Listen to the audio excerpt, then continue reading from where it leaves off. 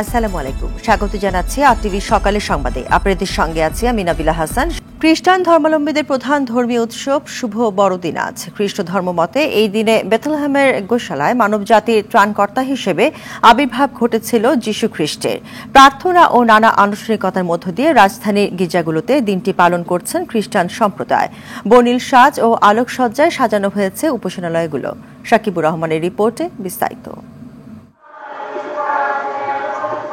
বেথলেহেমে গোশালায় খ্রিস্টীয় ধর্মের প্রবর্তক যীশু খ্রিস্টের জন্ম হয়। মানব জাতির ত্রাতা হিসেবে 25 ডিসেম্বর শুভ বড়দিন হিসেবে উদযাপন করে খ্রিস্ট ধর্মাবলম্বীরা, যা তাদের সবচেয়ে বড় ধর্মীয় উৎসব। সকাল থেকেই গির্জায় গির্জায় শুরু হয় নানান আনুষ্ঠানিকতা। দিনের শুরুতেই হয় বিশেষ প্রার্থনা। প্রিয়জনের সাথে আনন্দ ভাগাভাগি করতে প্রতিটি গির্জায় ছিল ভক্তদের ভিড়। আজকে দিয়ে আমরা ঘুরবো ফিরবো, তারপরে আনন্দ করব, খাবো দাবো, ঘুরবো, মজা করব। সামনের জীবনটা যেন সুন্দরভাবে আমাদের চলতে পারি সেই আশীর্বাদ করবে। অতীতের হারানো যন্ত্রণা প্রার্থনার মধ্য দিয়ে মনকে শান্ত করে, ভবিষ্যতে যেন সবার মঙ্গল হয় এই প্রার্থনা করে যিশুর অনুসারীরা। দিন শেষে আমরা সবাই বাঙালি, সবাই বাংলাদেশি, তো আমরা চাচ্ছি যে সবার মধ্যে সেই শান্তিটা বিরাজ করুক। Wonderful day, birth of Jesus. So happy to be here in Dhaka, Bangladesh. যীশু খ্রিস্ট আসছিল শান্তির জন্য। সারা পৃথিবীতে আমরা শান্তি চাই এবং শান্তির জন্য আমরা আজকে প্রার্থনা করব। বৈশ্বিক শান্তি প্রার্থনা করে বিশ্বজুড়ে যেন যিশুর শান্তির বাণী ছড়িয়ে পড়ে, এমন প্রত্যাশা খ্রিস্ট ধর্মাবলম্বীদের। তার কাছে আজকে আমরা প্রার্থনা করেছি যেন তিনি আমাদের এই জগৎ সংসারে যারা নেতৃত্ব দিচ্ছেন সবার মধ্যে যেন সেই সদিচ্ছা জাগ্রত হয়, যেন সবাই বিশ্বের শান্তির জন্য, মানবতার শান্তির জন্য একসঙ্গে কাজ করতে পারেন। সব জড়া পেছনে ফেলে শান্তি ও সম্প্রীতিময় এক পৃথিবীর প্রার্থনা খ্রিস্ট ধর্মাবলম্বীদের। অশান্ত পৃথিবী শান্ত হোক, শান্তির জলে ভাসুক, সৃষ্টির সেরা জীব শান্তিতে ফিরে আসুক, এই প্রার্থনায় ছিল প্রতিটি মানুষের। সাকিবুর রহমান, আরটিভি, ঢাকা। দর্শক, রাজধানী তেজগাঁও হলি রোজারি চার্চ থেকে সরাসরি যুক্ত হচ্ছেন সহকর্মী সাকিবুর রহমান। সাকিব, বড়দিনের শুভেচ্ছা আপনাকে। তো এই দিনে গির্জায় এখন কি কি আনুষ্ঠানিকতা চলছে, বিস্তারিত জানাবেন।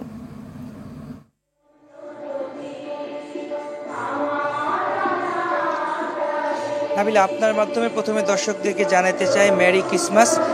সকাল থেকে কিন্তু বড়দিনের যে আনুষ্ঠানিকতা সেটি শুরু হয়েছে। সকাল 6:30টায় প্রথম যে প্রার্থনা, বিশেষ প্রার্থনা, সেটি শুরু হয় এবং পরবর্তীতে সেই প্রার্থনা শেষ হওয়ার পরে সকাল 9টা থেকে আরেকটি প্রার্থনা চলছে এবং সারাদিনই কিন্তু এরকম প্রার্থনা, বিভিন্ন গির্জায় গির্জায় প্রার্থনা চলবে। এবং পাশাপাশি খ্রিস্ট ধর্মে যে মানুষগুলো রয়েছে তারা বলছেন যে আসলে যীশু খ্রিস্ট যে বার্তা নিয়ে জন্মগ্রহণ করেছিলেন, সবার মাঝে শান্তি ছড়িয়ে দেয়া, সেটি তারা চান। সারা বিশ্বে যে বিভিন্ন জায়গায় যুদ্ধ বিগ্রহ চলছে, সেই যুদ্ধগুলো যেন বন্ধ হয়, সেগুলোতে যেন শান্তি ফিরে আসে, বাংলাদেশে যেন শান্তি ফিরে আসে, এই প্রার্থনাগুলো তারা করছেন। পাশাপাশি বড়দিনে তাদের পারিবারিক কিছু আনুষ্ঠানিকতা থাকে, বিশেষ করে কেক কাটার আনুষ্ঠানিকতা থাকে এবং তারা, যেহেতু তাদের এটি সব থেকে বড় উৎসব, এই সময় তাদের ছুটি থাকে। দেশের বাইরে থেকেও অনেক আত্মীয় স্বজন এই সময় তারা দেশে আসেন পরিবার পরিজনের সাথে বড়দিন পালন করার জন্য। এবারে তার ব্যতিক্রম নয়, এমন অনেক মানুষই তারা এসেছেন, পরিবারের সঙ্গে বড়দিন পালন করছেন। এবং এই সারাদিনের আনুষ্ঠানিকতা শেষে কিন্তু তারা বিকেল থেকে তারা বলছেন যে বিভিন্ন জায়গায় তারা ঘুরতে বেড়াতে যাবেন, পরিবার পরিজন নিয়ে তারা মজা করবেন, আনন্দ করবেন এবং এইভাবেই এই দিনটি তারা পালন করতে চান। আর এখন যে বিশেষ প্রার্থনা চলছে, এই বিশেষ প্রার্থনায় কিন্তু বিশেষ করে যে প্যালেস্তাইন যে যুদ্ধ, সেই যুদ্ধের বিষয়গুলো নিয়ে আলোচনা হয়েছে এবং বাংলাদেশে যেন আগামী ভবিষ্যতে ভালোভাবে সময় কাটে, রাজনৈতিক যে অস্থিরতা সেগুলো যেন কেটে যায়, সেগুলো নিয়ে প্রার্থনা করা হয়েছে। সব মিলিয়ে বলা চলে যে সকলে শান্তি কামনা করে তারা প্রার্থনা করছেন এবং সুন্দর, সুখী, সমৃদ্ধি একটি দেশ তারা চান। তো এই ছিল আমার কাছে সর্বশেষ। নাবিলা,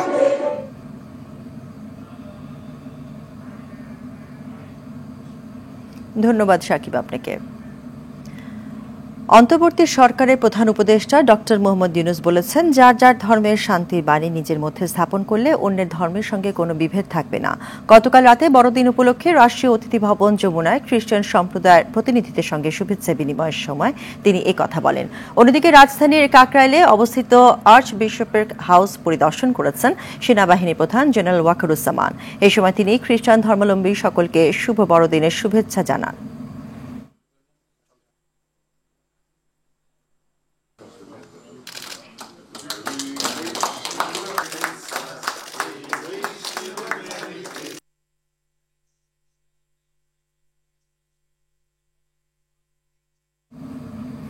এই বিষয়ে আরো জানাতে বরিশালে আছেন সহকর্মী আরিফুল ইসলাম, সেখান থেকে সরাসরি যোগ দিচ্ছেন তিনি। আরিফ, বড়দিনের আনুষ্ঠানিকতার বিষয়ে সবশেষ কি তথ্য রয়েছে আপনার কাছে?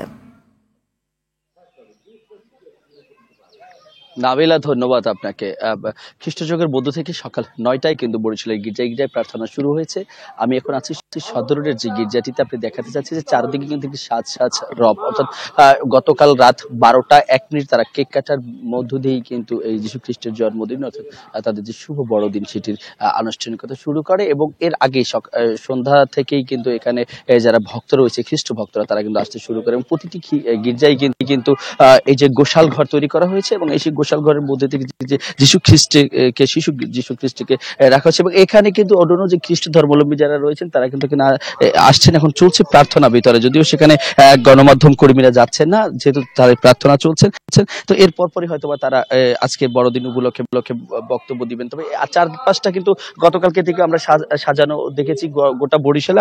আপনি জানবেন যে বরিশাল মহানগরী এবং জেলায় মিলে মোট 119টি চার্চ রয়েছে। এই প্রতিটি চার্চে কিন্তু ইতিমধ্যে সাজানো হয়েছে এবং তারা খুব সুন্দরভাবে তাদের প্রার্থনা চালিয়ে যাচ্ছে। আমরা গতকালকে কথা বলেছিলাম আইন শৃঙ্খলা বাহিনীর সাথে, বরিশাল মেট্রোপলিটন পুলিশ এবং জেলা পুলিশ। তারা বলছেন যে কোনো ধরনের কোনো অপ্রীতিকর ঘটনা নেই এবং সুন্দর পরিবেশে বড়দিন যেন উদযাপন করতে পারে সেই লক্ষ্যে তারাও কাজ করছে এবং সকল ধরনের প্রস্তুতি রয়েছে। আর আপনারা দেখতে পাচ্ছেন যে ভিতরে কিন্তু প্রার্থনা চলছে। সেই প্রার্থনা হয়তো শেষ হলেই মাধ্যম কর্মীদের সাথে কথা বলতে পারবেন। আর এখন পর্যন্ত যে বিষয়টি একটু আপনাকে জানাতে চাই সেটা হচ্ছে যে সকাল থেকে যে ভক্তরা আসা শুরু করেছেন তারা কিন্তু এই প্রার্থনা শেষ করার পরেই তাদের বাসা বাড়িতে কিন্তু সেই আয়োজন করা হয়েছে এবং খ্রিস্টপল্লীগুলোতেও কিন্তু মূলত আয়োজন করা হয়েছে। সেই খ্রিস্টপল্লীর আয়োজনের সেখানে কিন্তু আত্মীয় স্বজন থেকে শুরু করে অন্যান্য যারা রয়েছেন খ্রিস্ট ধর্মাবলম্বী তারা যাবেন এবং আনন্দ উৎসব মুখর পরিবেশ সৃষ্টি হবে। তো বরিশালে এই ছিল আসলে বড়দিনের সবশেষ তথ্য আমার কাছে। ধন্যবাদ আরিফ আপনাকে।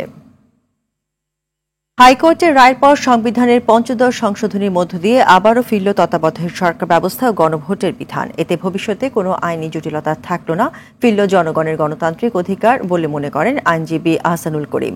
এই রায়ের মাধ্যমে জনগণের দাবি পূরণ হবে বলে আশা প্রকাশ করেন রাজনীতিবিদরা। অধরা ইয়াসমিনের রিপোর্টে বিস্তারিত।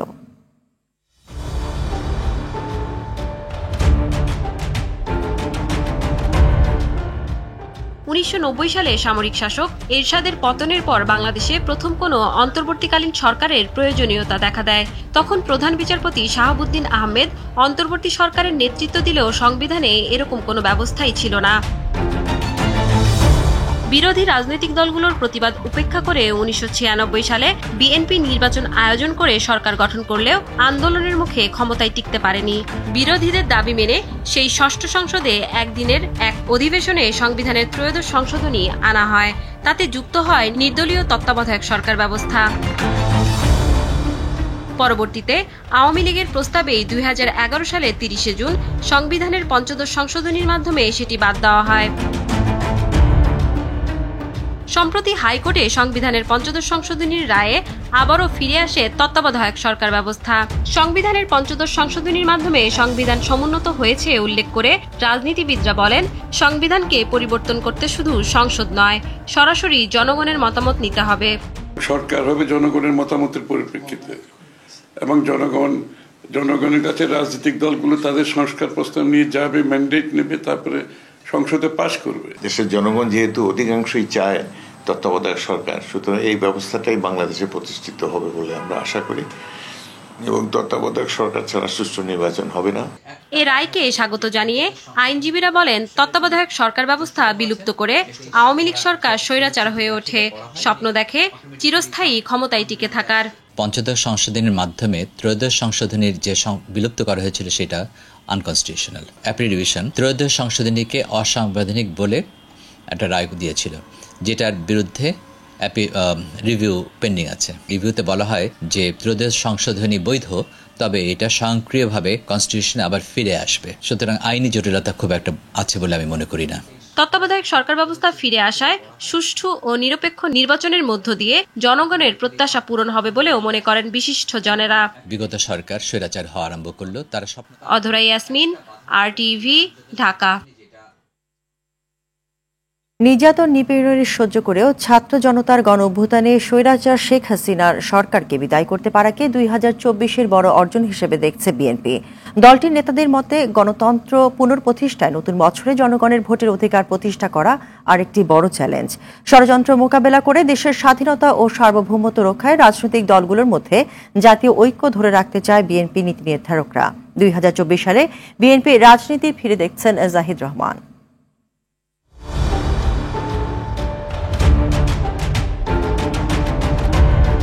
তত্ত্বাবধায়ক সরকারের দাবিতে এক দফা আন্দোলন করতে গিয়ে বিএনপির বেশিরভাগ নেতাকে কারাভোগ ও আত্মগোপনের মধ্য দিয়ে শুরু হয় 2024। জনগণকে সাথে নিয়ে 7 জানুয়ারির ডামি নির্বাচনে ভোট বর্জনে সফল হয় বিএনপি। যুগপৎ আন্দোলনে শরিক দল ও সংগঠনে ভাঙনের চেষ্টা বিফল করে দেওয়া আরেক বড় অর্জন। একতরফা ডামি ভোটে আবারও জনগণের উপর স্বৈরতন্ত্র চাপিয়ে দেওয়া শেখ হাসিনা সরকারের বিরুদ্ধে জনমত গঠনে ব্যস্ত সময় কাটায় বিএনপি। কোটা বাতিলের দাবিতে যখন গোটা জাতি এক, তখন তাদের পাশে থেকে সমর্থন দেয় বিএনপি। জুন মাসে শুরু আন্দোলন উত্তাল হয় জুলাইয়ে। 5 আগস্ট ছাত্র জনতার অভ্যুত্থানে পতন হয় 16 বছরের স্বৈরাচারী ফ্যাসিস্ট শাসনের, যে আন্দোলনে সক্রিয় অংশগ্রহণ ছিল বিএনপি নেতাকর্মীদের। সমস্ত দেশের মানুষের জন্য সফলতা এটা, যে ফ্যাসিস্ট সরকারের বিদায় এবং মুক্ত বাংলাদেশ, যার জন্য বিএনপি নেতাকর্মীরা লড়েছে, আমাদের সাথে যারা আন্দোলন করেছে তারা লড়েছে। 5 আগস্ট শেখ হাসিনা পালিয়ে গেলে জনগণকে অভিনন্দন জানিয়ে গণমাধ্যমে ভেসে আসে বিএনপির ভারপ্রাপ্ত চেয়ারম্যান তারেক রহমানের বক্তব্য। সাহসী ছাত্র জনতাকে বিরচিত অভিনন্দন। অন্তর্বর্তী সরকারের দায়িত্ব নেওয়ার পর নির্বাহী আদেশে মুক্তি পান রাজনৈতিক প্রতিহিংসায় কারাবন্দী বিএনপি চেয়ারপারসন বেগম খালেদা জিয়া। গণ আন্দোলনের শহীদদের শ্রদ্ধা জানিয়ে 7 আগস্ট বক্তব্য দেন তিনি। প্রতিশোধ নয়, প্রতিহিংসা নয়, ভালোবাসা, শান্তি সমাজ গড়ে তুলি।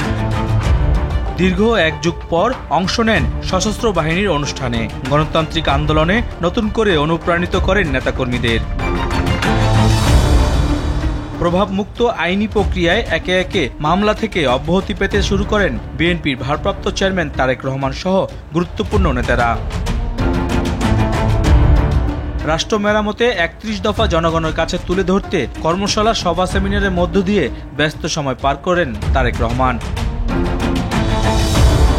বিদায়ী বছরের প্রাপ্তি অপ্রাপ্তি কাটিয়ে নতুন বছরে প্রত্যাশিত ভোটের অপেক্ষার অবসান ঘটাতে নানা কর্মসূচি নিয়ে মাঠে থাকবে বিএনপি। স্বাধীনতা সার্বভৌমত্ব রক্ষাটাই সবচেয়ে একটা বড় চ্যালেঞ্জ এই মুহূর্তে মনে হচ্ছে। আগামী দিনে এইভাবে জনগণকে আরো আমরা সচেতন করব।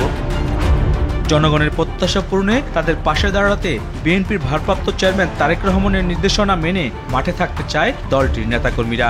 একটি নিরাপদ ভবিষ্যৎ আমরা গড়তে পারবো ইনশাআল্লাহ। জাহিদ রহমান, RTV, ঢাকা।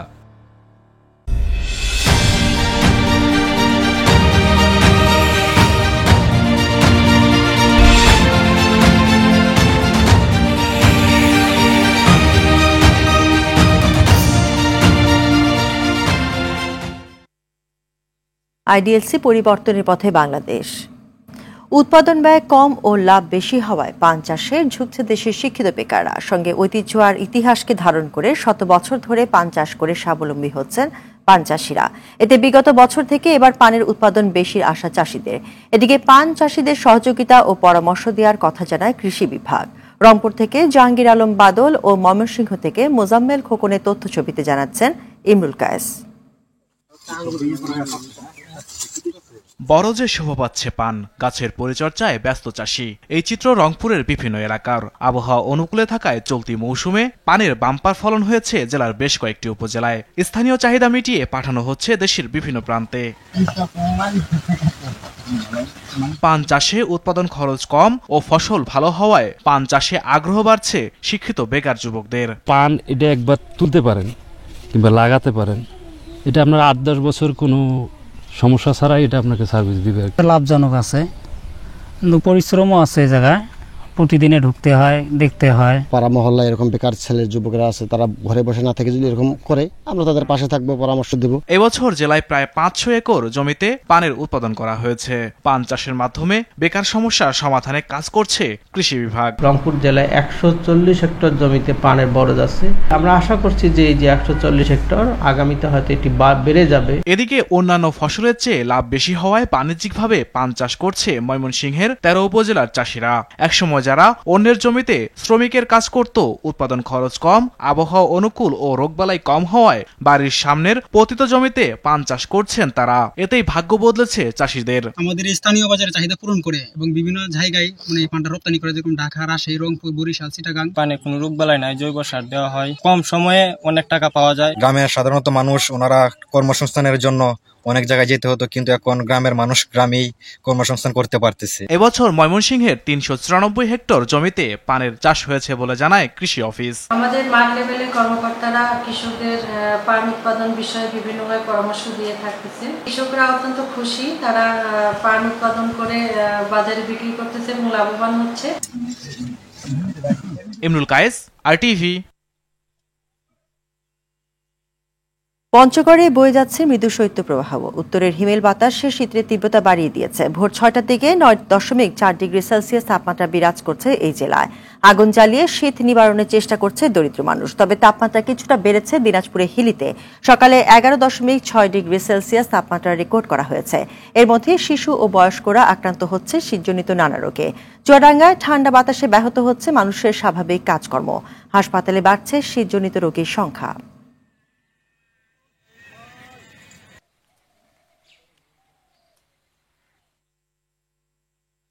দর্শক, এই বিষয়ে আরো জানাতে পঞ্চগড় থেকে সরাসরি যোগ দিচ্ছেন সহকর্মী হারুনুর রশিদ। হারুন, শীতে জনজীবনে কেমন প্রভাব দেখছেন?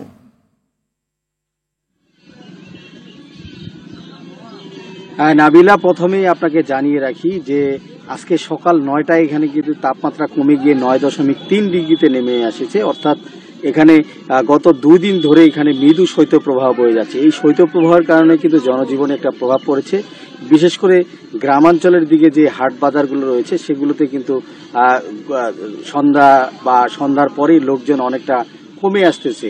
আরেকটি বিষয় আপনাকে জানিয়ে রাখি যে শীত এলেই এখানে অসহায় নিম্ন আয়ের যে খেটে খাওয়া ছিন্নমূল মানুষরা আছে তারা কিন্তু একটু দুর্ভোগে থাকেন। বিশেষ করে এখানকার পাথর শ্রমিক, চা শ্রমিক, এরা কিন্তু আসলে সকালে যে কাজে বের হয় তাদের কিন্তু একটু দুর্ভোগ পেতে হচ্ছে, কারণ তাদেরকে ঘুম থেকে দেরিতে উঠতে হচ্ছে এবং ঠান্ডার কারণে তারা কিন্তু ওই কাজে সময় মতো যোগ দিতে পারছে না। আরেকটি বিষয়, শীত এলে এখানে শীতজনিত রোগীর সংখ্যা বাড়ে। হাসপাতালগুলোতে এবারও কিন্তু তার ব্যতিক্রম হয়নি। তবে এখানে আমি জেলা প্রশাসক সাবেদ আলীর সাথে কথা বলেছি, তিনি আমাকে জানিয়েছেন যে এ পর্যন্ত 2000 কম্বল বিতরণ করা হয়েছে শীত মোকাবেলায়। সেই সাথে কিন্তু 33 লক্ষ টাকার শীতবস্ত্র কেনার একটা অনুমোদন পাওয়া গেছে। এই শীতবস্ত্রগুলো আগামী দিনে 5 উপজেলার মাধ্যমে 5 উপজেলার ইউনোদের মাধ্যমে কিন্তু বিতরণ করা হবে। আরেকটি বিষয় যে এখানে শীত এলেই কিন্তু এখানে কৃষিতেও একটা নেতিবাচক প্রভাব পড়ে। তবে এবার কিন্তু আমরা সেই পরিবেশ এখন পর্যন্ত লক্ষ্য করিনি। তবে আজকের যে চিত্রটি বলা যাচ্ছে যে সকাল 7:30টার দিকে এখানে রোদ উঠেছে, তবে তখন থেকে কিন্তু সূর্যের উকি ঝুঁকি চলছে, কারণ সূর্য উঠতেছে আবার আকাশে কিছুটা মেঘলা থাকার কারণে কিন্তু সূর্য অস্তমিত যাচ্ছে। তো এখন পর্যন্ত যদি সব মিলিয়ে বলা যায় যে মৃদু শৈত্যপ্রবাহ বয়ে যাচ্ছে। এ কারণে কিন্তু 4 থেকে 5 কিলোমিটার বেগে উত্তরের হিমেল হাওয়া যখন বয়ে যাচ্ছে তখন কিন্তু শীতের তীব্রতায় কাবু হচ্ছে এখানকার জনজীবন। তো নাবিলা, এই ছিল আমার কাছে শীতের সর্বশেষ পঞ্চগড় থেকে। নাবিলা, ধন্যবাদ হারুন আপনাকে। ঢাকা ময়মনসিংহে মহাসড়কে অবাধে চলছে ব্যাটারি ও প্যাডেল চালিত রিকশা। যেখানে সেখানে পার্কিং ও যাত্রী ওঠানামা করায় প্রায় সৃষ্টি হচ্ছে তীব্র যানজটের। এতে দুর্ভোগের পাশাপাশি বাড়ছে দুর্ঘটনা। এ বিষয়ে দায়সারা জবাব দিলেন সংশ্লিষ্ট পুলিশ কর্মকর্তা। ময়মনসিংহের ভালুকা থেকে মোহাম্মদ আলামিনের পাঠানো প্রতিবেদন জানাচ্ছেন রিজওয়ান শরীফ। দেশের গুরুত্বপূর্ণ সড়কের একটি ঢাকা ময়মনসিংহ মহাসড়ক। এ সড়ক ব্যবহার করে ময়মনসিংহ, জামালপুর, শেরপুর, নেত্রকোনা সহ বিভিন্ন এলাকার যানবাহন চলাচল করে। বিপুল যানবাহনের চাপ সামলাতে হিমশিম খেতে হয় ট্রাফিক বিভাগকে। এর মধ্যে প্যাডেল ও ব্যাটারি চালিত অটোরিকশার অনিয়ন্ত্রিত চলাচল ভোগান্তি বাড়িয়েছে কয়েক গুণ। এ মহাসড়কের Bhaluka bus stand, CD store বাজার, স্কয়ার মাস্টার বাড়ি সহ বেশ কয়েকটি জনবহুল এলাকা রয়েছে। এসব এলাকায় রিকশার অবাধ চলাচল ও সড়কের উপর যত্রতত্র পার্কিংয়ের কারণে যানজটের সৃষ্টি হচ্ছে। অনেক সময় উল্টো পথে চলতে গিয়ে যানবাহনগুলো প্রায়ই দুর্ঘটনার কবলে পড়ছে। বর্তমানে হাইওয়ে পুলিশ থাকা অবস্থায় অটো রিকশা উল্টা সিধা যাওয়ার কারণে আমাদের এই মহাসড়কে অনেক ধরনের দুর্ঘটনা ঘটে, বড় বড় দুর্ঘটনা ঘটে। পুলিশের কারণে জনগণ মাঝে মধ্যে অবৈধ রিকশা আটক করা হলেও টাকা নিয়ে ছেড়ে দেওয়ার অভিযোগ রয়েছে পুলিশের বিরুদ্ধে। পুলিশ তো বলে নিষেধ, মাঝে মাঝে ধরে মামলা দেয়, মামলা ধরে চালায়, আবার ধরলে 2600 লাগে, নিষেধ তো আমরাও জানি। না চালাইবার দেয় মনে করেন যে সমস্যা হয় না, কিন্তু দিলেই ছাইরা দেয়, 2600 দিলেই ছাইরা দেয়। এ বিষয়ে কথা বলতে রাজি হননি স্থানীয় পুলিশ ফাঁড়ির দায়িত্বপ্রাপ্ত কর্মকর্তা। মহাসড়কে যানবাহন চলাচল নির্বিঘ্ন ও যানমালের নিরাপত্তায় আরও কঠোর হওয়ার দাবি স্থানীয়দের। রেজওয়ান শরীফ, RTV। আফগানিস্তানে বড় ধরনের বিমান হামলা চালিয়েছে পাকিস্তান। এতে নারী, শিশু সহ নিহত হয়েছে অন্তত 15 জন। জানা যায়, মঙ্গলবার রাতে আফগানিস্তানের পাকতিকা প্রদেশে সন্ত্রাসীদের আস্তানা লক্ষ্য করে এসব হামলা চালানো হয়। নিহতের সংখ্যা আরও বাড়ার আশঙ্কা করা হচ্ছে। সংবাদ মাধ্যম খামা প্রেস বলছে, হামলার পর উদ্ধার প্রচেষ্টা অব্যাহত রয়েছে। এ বিষয়ে বিস্তারিত তথ্য নিশ্চিত করতে এবং হামলার দায় স্পষ্ট করতে আরও তদন্ত প্রয়োজন বলেও জানিয়েছেন সংবাদ মাধ্যমটি। আফগান ভূখণ্ডে পাকিস্তানের এই হামলা এমন এক সময়ে ঘটল যখন পাকিস্তান ও আফগানিস্তানের মধ্যে ক্রমবর্ধমান উত্তেজনা বিরাজ করছে। বিশ্লেষকরা বলছেন, এর ফলে অঞ্চলটিতে উত্তেজনা নতুন করে দানা বাঁধতে পারে। মিয়ানমারের দক্ষিণাঞ্চলীয় চীন রাজ্যের নিয়ন্ত্রণ নেয়ার দাবি করেছে বিদ্রোহী গোষ্ঠী চীন ব্রাদারহুড। সোমবার বিদ্রোহী গোষ্ঠীটি দাবি করে, মিন্দাত ও কনপেটালেট শহরের নিয়ন্ত্রণ নেয়ায় চীন রাজ্যের 80% এখন জান্তা নিয়ন্ত্রণের বাইরে। সংবাদ মাধ্যম ইরাবতী বলছে, সশস্ত্র বিদ্রোহী গোষ্ঠীটি মিয়ানমারের দক্ষিণাঞ্চল জান্তার কবল থেকে মুক্ত করেছে। বর্তমানে বিদ্রোহীরা উত্তরাঞ্চলের ফালাম শহরে জান্তার সব শেষ অবস্থান লক্ষ্য করে হামলা চালাচ্ছে। এদিকে গেল শুক্রবার মিয়ানমারের রাখাইন রাজ্যের আঞ্চলিক সেনা সদর দফতর দখলে নেয়ার দাবি করেছে সশস্ত্র বিদ্রোহী গোষ্ঠী আরাকান আর্মি। এর মধ্য দিয়ে বিদ্রোহী গোষ্ঠীগুলোর সঙ্গে তীব্র লড়াইয়ে দ্বিতীয় কোনো আঞ্চলিক সামরিক কমান্ডের নিয়ন্ত্রণ হারায় ক্ষমতাসীন জান্তা। বাংলাদেশ প্রিমিয়ার লিগের একাদশ আসরকে সামনে রেখে আজ সিলেট জেলা স্টেডিয়ামে অনুষ্ঠিত হবে BPL মিউজিক ফেস্ট। সিলেট পর্বে মঞ্চ মাতাবেন নগর বাউল খ্যাত জেমস। তার সঙ্গে থাকবেন সঙ্গীত শিল্পী আসিফ আকবর। পারফর্ম করবেন মুজা, সঞ্জয় ও তোশিবা। দুপুরে 2:30টা থেকে দর্শকদের জন্য খুলে দেওয়া হবে স্টেডিয়ামের প্রবেশদ্বার। বিকেলে শুরু হবে অনুষ্ঠান। এদিকে প্রতিবার উদ্বোধনী অনুষ্ঠান কেবল ঢাকা কেন্দ্রিক হলেও এবার সেটাকে 3 ভেন্যুতে ছড়িয়ে দেওয়ার উদ্যোগ নিয়েছে বিসিবি। তারুণ্যের উৎসবের অংশ হিসেবে অনুষ্ঠিত হচ্ছে এবারের BPL।